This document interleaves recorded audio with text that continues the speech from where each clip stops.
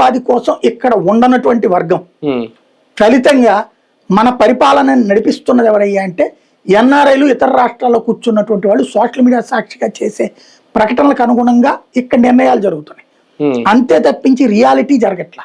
Reality జరగాలంటే అమరావతి అక్కడే ఉండాలి, అమరావతి అన్న నగరం నోటిఫై కావాలి, ఆ నగరంలో విజయవాడ, గుంటూరు, తెనాలి, మంగళగిరితో కూడినటువంటి సిఆర్డిఏ పరిధి మొత్తం నగరంగా ప్రకటించబడాలి. ఇష్టమైతే మచిలీపట్నం కలుపు, లేదా వదిలేయి, నేను దాన్ని కూడా ఒప్పుకున్నాను. అది ఈ ప్రభుత్వానికి నచ్చలేదు, వదిలేయి, మచిలీపట్నం కలపని నేను అన్ను. నువ్వు అది నెక్స్ట్ జగన్ వస్తే కలుపుకుంటాడేమో, ఎక్స్పాన్షన్ లో పార్ట్ అవుతుంది. అంతే తప్పించి అసలేమీ కాకుండా ఉట్టి 29 గ్రామాలు అంటే వీళ్ళ తప్పు.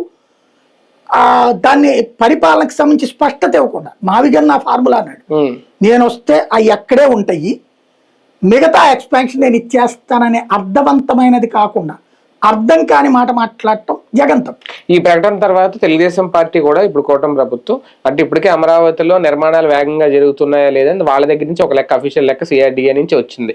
52% ఎంతో జరగాల్సిన పనులు 31%కే ఉన్నాయి, ఇంకా చాలా వరకు వేరియేషన్ ఉంది అనేది. 3 ఏళ్ల టైం ఉంది. ఆ పనులు వేగం పెంచగలుగుతారా? పెంచకపోతే జగన్ వస్తే రేపొద్దున ఇబ్బందేనా? ఆ భయం ఏమన్నా ఉంటుందా టీడీపీకి? జగన్ వలన అమరావతి తొందరగా అవుతుంది నాకు తెలిసి.